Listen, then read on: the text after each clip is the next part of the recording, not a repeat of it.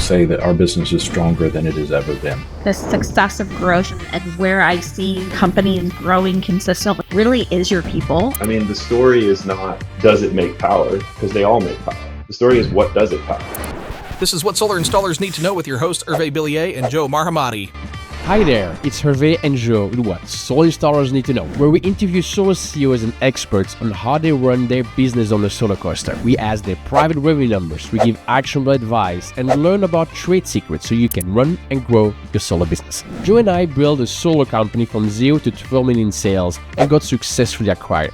If you'd like to do the same or do better, go to sungrow.com/blog to get actionable behind-the-scenes lessons on running and growing your solar business. And now, without further ado, let's jump right into the next episode.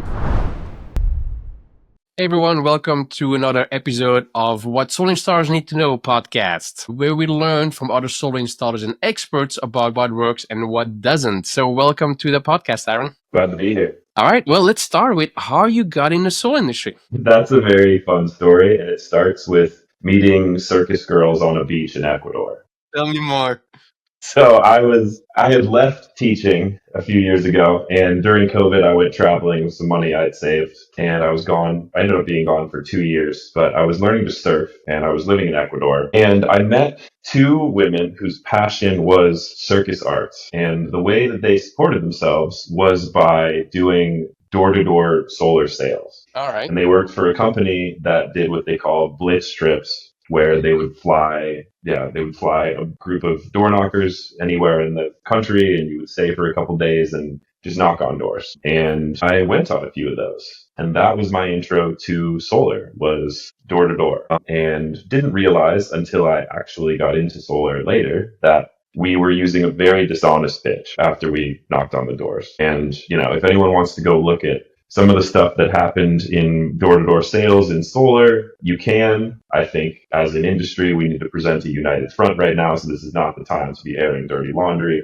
Alana Samuels wrote an excellent 4-piece series in Time magazine that you can go read. So at the end of that time traveling, so I supported myself on a couple of those trips. I kept the trip going by knocking doors. And at the end of my time traveling, I was in Bali. Didn't know what I was going to do. I just got online and found a 6-week grid alternatives solar installer training. I really love working with my hands. So I completed that when I had gotten home. And then I went and worked in Alaska for the summer, doing nothing to do with solar. And I came back. Mm-hmm. And at the time, I was in a relationship with a woman who was putting pressure on me to get to her income level very fast. And so I started copywriting. And at the time, I was freelance. I was just consulting. Copywriting turned into marketing expertise. Eventually, Exact Solar found me, which is who I'm with full time now. At the beginning, I was on with as a consultant. And I just started posting on LinkedIn. Eventually, Suncast found me. I worked with some huge names in the solar industry. And now I'm on full time with Exact Solar. Yeah, very cool start of the story. That's super funny. Yeah. So I did nothing that you're supposed to do and just kind of blindly stumbled into working in solar. I wouldn't say that, but it's fantastic how you picked along the way all the marketing knowledge and experience to kind of make it work in the solar industry. So. Yeah, and it's been a wonderful journey, and I've been just repeatedly amazed by the kind of people that this industry attracts, and just the maverick, free-thinking, freewheeling, bohemian people that I've gotten to know since I've started in this. It's been wonderful. Yeah, there's a lot of CEOs of solar companies I would call like smart hippies. They're definitely hippies, but yeah. I've spent my fair share of time with some hippies. I can definitely relate. Yeah, but it's not just running a business. You really have to be like nice to people and to your employees, but at the same time, you cannot be too nice or there's nothing left. And so you need to find that balance between, you still need to say no and fire people too. So it's not being nice either. Yeah. Totally. You also spoke some about the marketing. But what do you like so much about marketing? Because you've been in marketing for many years now. What is it that attracts you? The thing that attracted me in general in the beginning was I've always been an educator. I've always been a storyteller, even before I was a teacher. But I'm classically trained in education. My degree is I got a teaching license from Colorado State University before I briefly went to the Peace Corps and was evacuated almost immediately by COVID. And then I spent a year as a teacher. So I've always loved teaching, and I've always been a writer. I won a poetry contest at the age of 9 with my local dairy farm. Probably still the proudest moment of my life. I don't think any accolade I've gotten since then has come close to that. I wrote a poem about an alien who loved milk. But All right. yeah, so I've always loved storytelling, and I've always loved teaching people about things that I'm interested in. And it was once I discovered that I love renewable energy, and I was a storyteller, and I was an educator, then all the pieces fell into place. And then I was like, all I have to do is learn how to use the tools that make storytelling and education easy. So tell me about when you joined Exact Solar. You had all that marketing experience. You joined a solar EPC, like more vertically integrated. What are some items that you either put in right away or things that you did for the long-term benefit of the company? Well, the reason that they brought me on was because they wanted to write in-depth technical content. And that was something that they hadn't had the bandwidth to do before. And once they saw that I had spent a lot of time publishing my own writing online and had also worked as a copywriter and was NAPCEP certified, that's what made me a good fit for the job. So we started publishing very in-depth SEO optimized content right away. All right. So you're a copywriter and NAPCEP certified. So those are two, I'm not going to say two opposite, but it's not very common to have that. Yeah, that was the feedback I kept getting. And that was what was so perfect about the consulting work I was doing. Is like, I mean, Nico was the first person to say it. I didn't realize how special that was. I had no idea, because when you're doing something, it just becomes your reality. And then when Nico found me and I started working for Suncast back when I was still consulting, he was like, do you not realize how cool it is that you're an experienced copywriter and you know how to get on roofs and actually build solar systems? He's like, nobody has that. Now, if you're a solar company, you want more leads. Usually they hire a marketing agency and it says like, I want X amount more leads tomorrow, please execute. And then usually it's like, well, there's a few ways to do that, which it's not always lasting or it costs a lot of money. So what are some normal timelines that you can, of people listening of another solar company, if you start writing content now, like what's some SEO benefit? Like what is a realistic time frame they could expect to see some leads and attention coming in? It's definitely something that you can't guarantee a timeline on, because it depends on how often you're publishing content, how in-depth your content is, how much the person that you've hired knows what they're doing. But if you're working to build a legacy reputation that will continuously bring more web traffic to your brand, it's probably going to be 6 months to a year, at least. It's definitely not a quick fix. The problem with short-term lead generation is that generally those channels dry up pretty fast. You know, like someone finds a new avenue for getting leads, and then they figure it out, and they figure it out well enough that they can charge a lot for it. And then once it starts drying up, then they sell a course on how to do it. And then everybody else rushes to do that. And then that lead source, it becomes saturated and it doesn't work anymore. So long-term reputation, though it's painful in the short term, is always going to return more over time. It's like an investment. Are there other forms of marketing that you tried out? You speak about like content and long-form content. Did you try everything else, something else? Like, have you been trying TikTok dancing around, whatever, to get attention? Have you tried that? I'm not the guy to talk to about TikTok or TikTok dance. I don't know anything about it. But no, we're very fortunate in that Exact Solar has been around for 20 years. So, you know, I came on and like Exact Solar has been around since 2005. It started with a couple that was installing solar water heaters as their first product. And it was just so delightfully wholesome for so long. It was family owned, and then eventually it came under new ownership. It's now under new ownership and has since expanded quite dramatically. But the story is so easy to tell. It's just like, we've been here the whole time. We're awesome. We have a track record of being awesome. We have great reviews. People love us, and you should be a part of it too. So I'm very fortunate in that that's the story that I'm telling. But in terms of short-term leads, it is very difficult, because like if you're a new installer and you're trying to get in, you're probably just going to be leaning on word of mouth for a little while.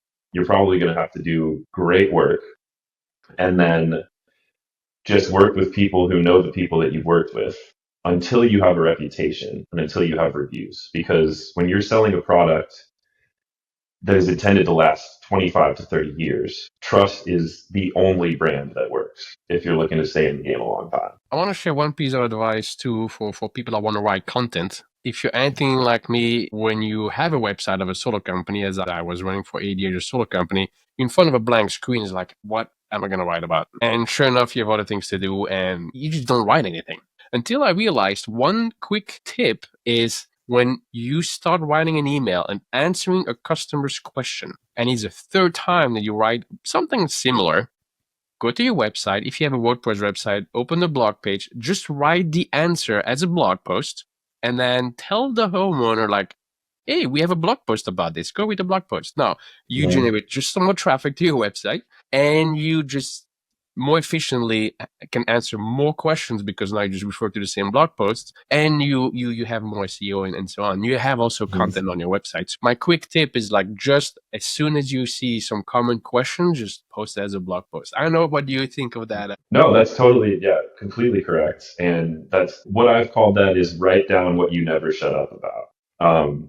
Because and that's even where I started when I was doing my own personal writing years ago, when I was just starting as a writer on Medium. It was just like all of the life theories that I had that I just kept repeating to my friends. I was like, okay, that's where I start. And it's the same thing. If you're just like, God, I'm so sick of answering this question, then that's what you need to write about. Yep. And sometimes it may not be good, because I remember one of our customers wanted to have a curved roof, and solar panels on a curved roof is like, fine, like I'll take some pictures, and I wrote about it because it's kind of a unique situation. Now, I probably still today, if you search solar curved roof, you probably find the post I wrote like maybe like 8-10 years ago. But that doesn't mean, SEO means leads. Like because then we had questions from all over the world, people with curved roofs. Is like, yeah, but those are not our customers either. So it's a mix between having content, but also targeting the right audience to make sure you attract the right eyeballs. Yeah. And I don't want to give too much away about what's working for us, but I would say just write content that applies in your geographical zone, whether that's incentives, like if it's a list of incentives that applies hyper locally or something similar. Just make sure that the content you're writing applies to the audience you want it to. Because like you said, otherwise you end up with people in India who are like, how can I install solar on a curved roof? And you have no way to help them. So you are becoming fast an expert with the IRA and tax credits and all of that. So why then do you become an expert and you post a lot about that when your target audience for Exact Solar is B2C, and when you write about like the IRA is your audience is B2B? That is an excellent question. Also, Exact Solar is very much B2B as well. I mean, we do residential and commercial. We do huge commercial jobs. We are working on our commercial page right now, but that's going on the list of things that needs to be implemented. But we've done very large scale commercial jobs. Now, to answer that question, that's more about personal branding to me. I am very motivated by becoming an authority, and that helps Exact Solar as well. But there's a reason that I hang out on LinkedIn so much and go on podcasts and talk to people, is I do want a personal brand that will help Exact Solar in the long run. And to be honest, the tax credits are just one of the most high engagement topics that I've found. And I've been repeatedly smashing that button because it's gotten a lot of engagement. And it combines a lot of factors that you need for social media engagement. Those being like the people I agree with are interested in it. The people I disagree with absolutely hate it. And so my comments section becomes the place where people hash this out and argue and discuss this topic. That is something that has served my profile well. And it's taught me a lot about personal branding, and it's taught me a lot about how I want to position myself in the industry. Super interesting. Now, you speak about your personal brand. You speak about Exact Solar brand. Like, what are some forms, also maybe when you were working as a consultant for other firms? Like, it's always about branding and then telling a story to strengthen the brand. Like, can you also damage your brand somehow? Like, yeah, of course you could damage a brand. And, I'm a human being. I'll write last minute stuff on LinkedIn that's just completely dumb. I've had to like learn to just not post after 3 p.m, because that's when my brain is tired and I'm not thinking, and any idea I have then that I want to put on social media tends to be pretty ridiculous. All right. Well, we're recording these at 4:30 in the afternoon. Speaking is fine. Yeah. All right. But yeah, so to answer your question, yes, like there are so many things you can do to damage a brand. And a brand is built over time. And a brand is not the same as like if you meet someone, they have a personality. That's a completely different idea. A brand is you choose the best parts of yourself that you want to show to the world, and then you intentionally figure out how you want to tell that story to show the world and highlight that you have those attributes that you consider positive. So that works for a company or a person. Do you enhance a brand, for Exact Solar maybe specifically, in different ways than writing content, copywriting, like SEO on their website? Is the marketing more involved in that?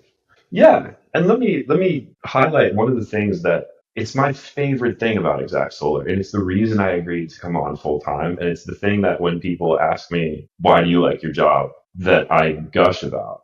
But we do so much in the community, and we work with nonprofits, and we really highlight the interesting stories that we've done. Like my favorite example is that last year we built a solar system for a charter school in Philadelphia. The solar system powers an off-grid greenhouse. That greenhouse now grows hydroponically grown food. There's like fish tanks. The fish, fertilize the water. The water gets cycled through garden beds. The whole system is soil free. That's powered by renewable energy. It's totally off grid. And it now grows organic produce in a place that's a food desert. And students sell that organic produce in farmers markets on site. And they use that in the cafeteria and they prepare food for staff.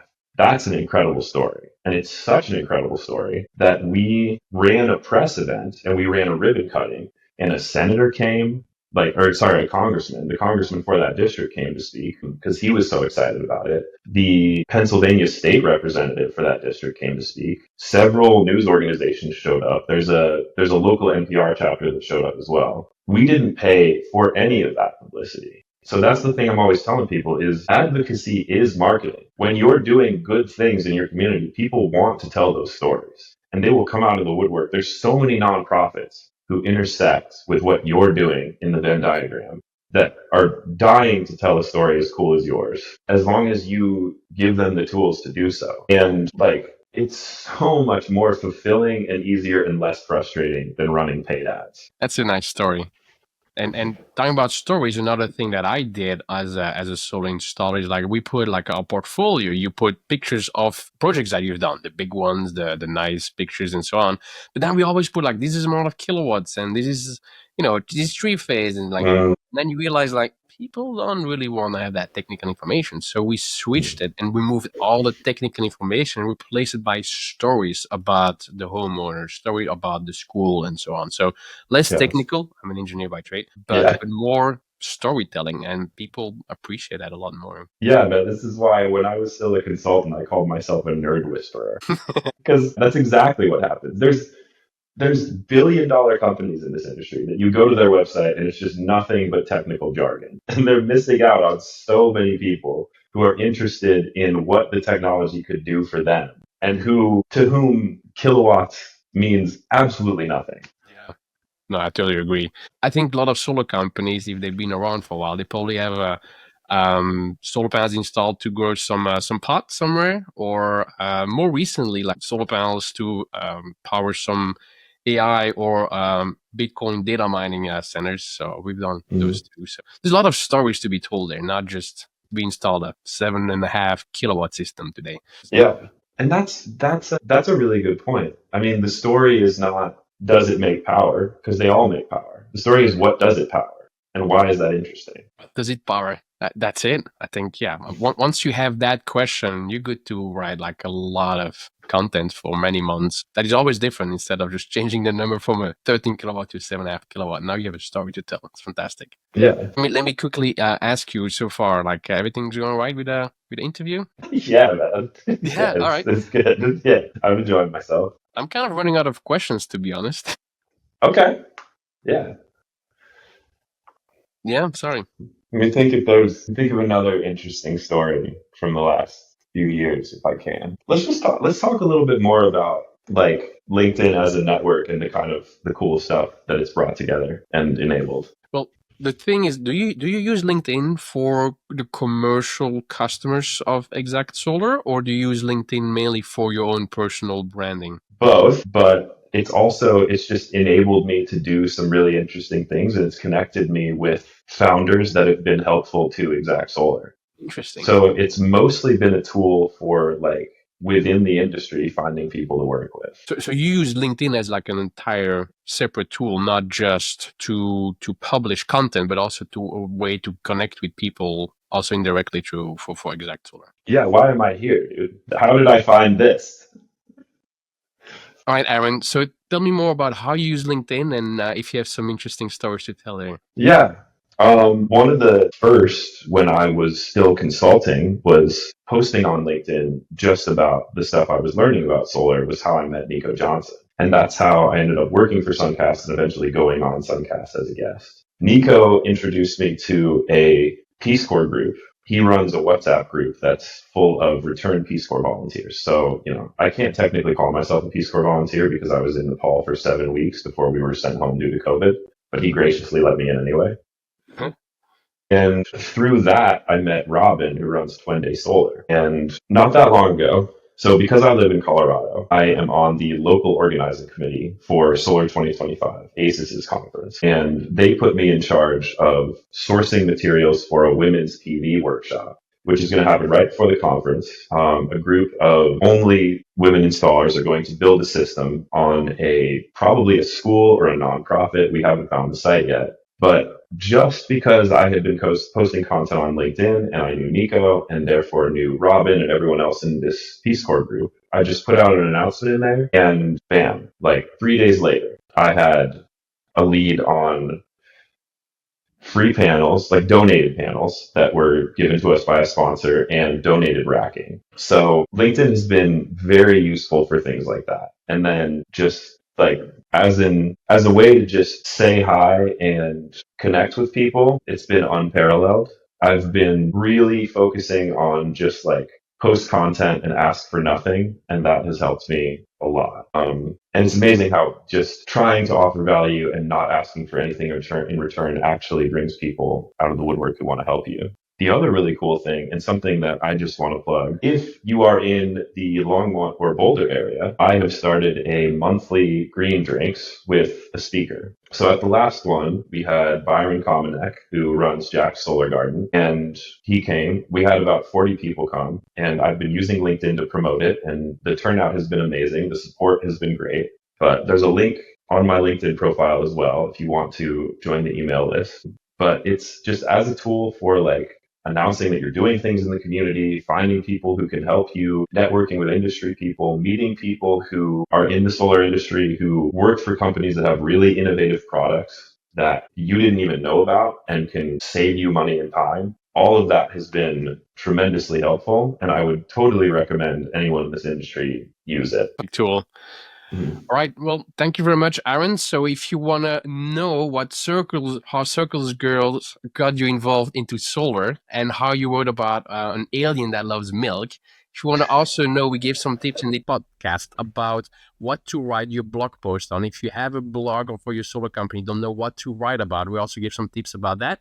And then we also end with Aaron's link about monthly green drinks in Boulder, Colorado, if you're close by. Thank you very much. And before we close, just think about the power of storytelling there. Think about how the two things you remember were that I won a poetry contest when I was 9 and Circus Girls got me into solar. I think that proves it all, right? Yeah. Love marketing. Love storytelling. So let's do this more every day, telling the story about why we're fighting climate change, why you're in the solar industry, what you can offer homeowners and save their monthly energy bill. So many stories. Let's make it. Maybe that should be the thing. Let's just make it less technical. All right. Thank you so much. Thanks, Aaron. If you'd like to do the same or do better, go to sunvoy.com/blog and get actionable behind-the-scenes lessons on running and growing your solar business.